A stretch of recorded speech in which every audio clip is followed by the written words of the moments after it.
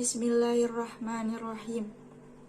An Ibni Abbas qala Rasulullah sallallahu alaihi wasallam, ya ma'syarat tujjari innakum qad walaitum amran halakat bihi umamus salifatul mikyal wal mizan, rawahu Baihaqi. Artinya, dari Ibnu Abbas radhiyallahu an berkata, Rasulullah sallallahu alaihi wasallam bersabda, wahai para pedagang, sesungguhnya kalian menguasai urusan yang telah menghancurkan umat terdahulu, yakni takaran dan timbangan. Hadis riwayat Baihaqi. Hadis ini merupakan peringatan keras kepada para pedagang untuk menyempurnakan takaran dan timbangan, agar tidak binasa seperti umat terdahulu, yang berlaku curang dengan mengurangi atau melebihkan takaran dan timbangan. Takaran dan timbangan adalah dua alat ukur yang mendapat perhatian agar benar-benar dipergunakan secara tepat dan benar dalam perekonomian Islam, sehingga terwujudnya keadilan dan kemakmuran. Perintah berlaku jujur dengan menyempurnakan takaran dan timbangan banyak kita jumpai dalam Al-Quran. Terjadinya kecurangan dalam menakar dan menimbang karena adanya ketidakjujuran yang didorong oleh sifat tamak, rakus, ingin mendapat keuntungan besar tanpa peduli dengan kerugian orang lain. Bismillahirrahmanirrahim. An Hasan bin Ali qala hafiztu min Rasulillah sallallahu alaihi wasallam, da' ma yaribuka ila ma la yaribuka, fa inna sidqa tuma'ninatun wa innal kadhiba ribatun, rawahu Tirmizi.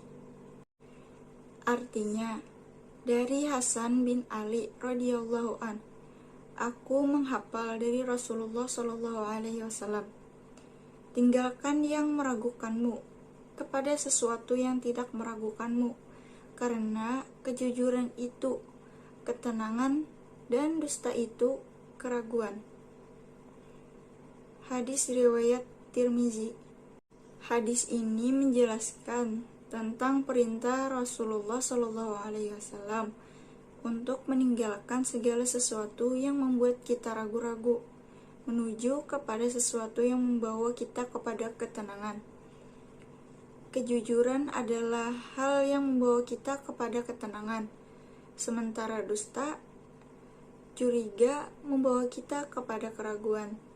Beberapa ulama menjelaskan tentang bentuk-bentuk kejujuran, meliputi pertama, kejujuran berucap, kedua, kejujuran berbuat, ketiga, kejujuran bermuamalat, keempat, kejujuran bertekad, kelima, kejujuran berniat, dan keenam, kejujuran berjanji. Konsep jujur dalam muamalah. Kejujuran merupakan tiang utama bagi manusia untuk menegakkan kebenaran dan keadilan di muka bumi. Jujur berarti kesesuaian antara hati, ucapan, dan tindakan yang ditampilkan. Allah Subhanahu wa Ta'ala memerintahkan manusia untuk jujur dan bergaul dengan orang-orang jujur agar kita terbiasa jujur. Bismillahirrahmanirrahim. Ya ayyuhalladzina amanu taqullaha wa kunu ma'as shadiqin. Artinya, wahai orang-orang yang beriman, bertakwalah kepada Allah dan bersamalah kamu dengan orang-orang yang benar. Quran Surah At-Taubah ayat 119. Muamalah adalah aturan Allah untuk manusia, untuk bergaul dengan manusia lainnya dalam berinteraksi sosial. Ada dua aspek dalam muamalah, yaitu adabiyah dan madaniyah. Aspek adabiyah menyangkut adab atau akhlak, seperti kejujuran, toleransi, sopan santun, adab bertetangga, dan sebagainya. Sedangkan aspek madaniyah berhubungan dengan kebendaan seperti halal, haram, subhat, kemudaratan, dan lainnya. Muamalah bertujuan untuk menciptakan hubungan yang harmonis antara sesama manusia, sehingga terwujudnya masyarakat yang rukun dan tentram. Bismillahirrahmanirrahim. Ya ayyuhalladzina amanu la ta'kulu bainakum bil batili illa an takuna tijaratan an taradin minkum wa la taqtulu anfusakum innallaha kana bikum rahima. Artinya, wahai orang-orang yang beriman, janganlah kamu saling memakan harta sesamamu dengan jalan yang batil, kecuali dalam perdagangan yang berlaku atas dasar suka sama suka di antara kamu. Quran Surah An-Nisa ayat 29. Bismillahirrahmanirrahim. Abasa wa tawalla an ja'ahul a'ma wa ma yudrika la'allahu yazzakka aw yadzakkaru fatanfa'u dzikra amma man istaghna fa anta lahu tasadda wa ma 'alaika alla yazzakka wa amma man ja'aka yas'a wa huwa yakhsha fa anta anhu talaha.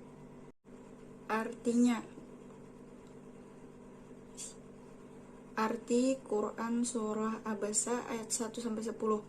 Pertama, dia Muhammad, berwajah masam dan berpaling.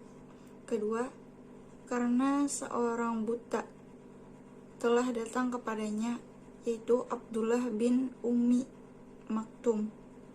Ketiga, dan tahukah engkau, Muhammad, barangkali dia ingin menyucikan dirinya dari dosa. 4. Atau dia ingin mendapatkan pengajaran yang memberi manfaat kepadanya. 5. Adapun orang yang merasa dirinya serba cukup atau pembesar pemuka Quraisy. 6. Maka engkau Muhammad memberi perhatian kepadanya. 7. Padahal tidak ada cela atasmu kalau dia tidak menyucikan diri atau beriman. 8. Dan adapun orang yang datang kepadamu dengan bersegera untuk mendapatkan pengajaran. 9. Sedang dia takut kepada Allah. 10. Engkau Muhammad malah mengabaikannya. Kandungan Quran Surah Abasa ayat 1-10.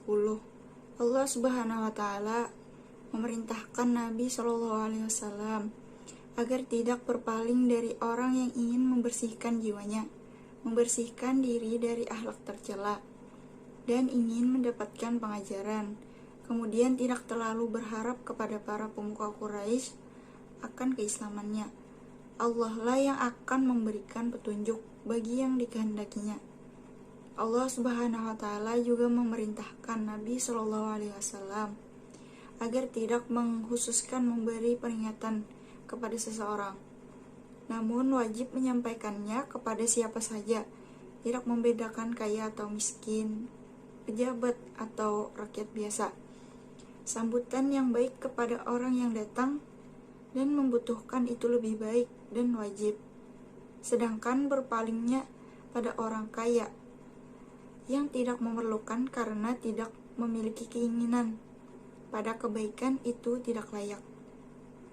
Kewajiban kita adalah mendidik kaum muslimin, terutama bagi yang menginginkan pengetahuan dan pengajaran. Ayat-ayat ini mengajari kita akan pentingnya kepedulian terhadap sesama muslim dan menebarkan ilmu keislaman kepada mereka. Bismillahirrahmanirrahim. Ya ayyuhalladzina amanu idza qila lakum tafassahu fil majalisi fafsahu yafsahillahu lakum وإذا قيل انشزوا فانشزوا يرفع الله الذين آمنوا منكم والذين أوتوا العلم درجات والله بما تعملون خبير. Arti Quran Surah Al-Mujadilah ayat 11. Wahai orang-orang yang beriman, apabila dikatakan kepadamu, berilah kelapangan di dalam majelis-majelis, maka lapangkanlah, niscaya Allah memberi kelapangan untukmu. Dan apabila dikatakan, berdirilah kamu, maka berdirilah, niscaya Allah akan mengangkat derajat orang-orang yang beriman di antaramu, dan orang-orang yang diberi ilmu beberapa derajat. Dan Allah Maha teliti apa yang kamu kerjakan.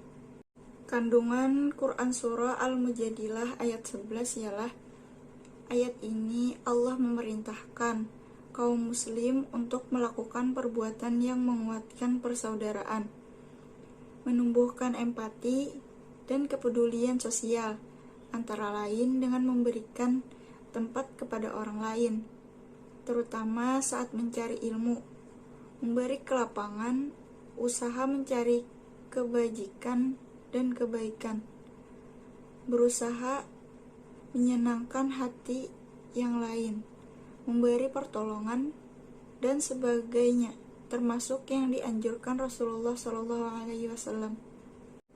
Berdasarkan Quran Surah Al-Mujadilah ayat 11, para ulama berpendapat bahwa orang-orang yang hadir dalam suatu majelis hendaknya mematuhi ketentuan-ketentuan yang berlaku dalam majelis itu, antara lain saling menghormati, datang pada waktunya, selalu menjaga suasana yang baik, menjaga persaudaraan, saling bertenggang rasa.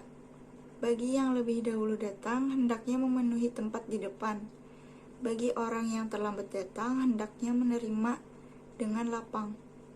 Selanjutnya dijelaskan bahwa Allah akan mengangkat derajat orang yang beriman, taat dan patuh kepadanya, melaksanakan perintahnya, menjauhi larangannya, berusaha menciptakan suasana damai, aman, dan tentram dalam masyarakat. Juga orang-orang berilmu yang menggunakan ilmunya untuk menegakkan kalimat Allah. Dari ayat ini dipahami bahwa orang-orang yang mempunyai derajat yang paling tinggi di sisi Allah ialah orang yang beriman dan berilmu, yang dinamakan sesuai dengan perintah Allah dan Rasul-Nya.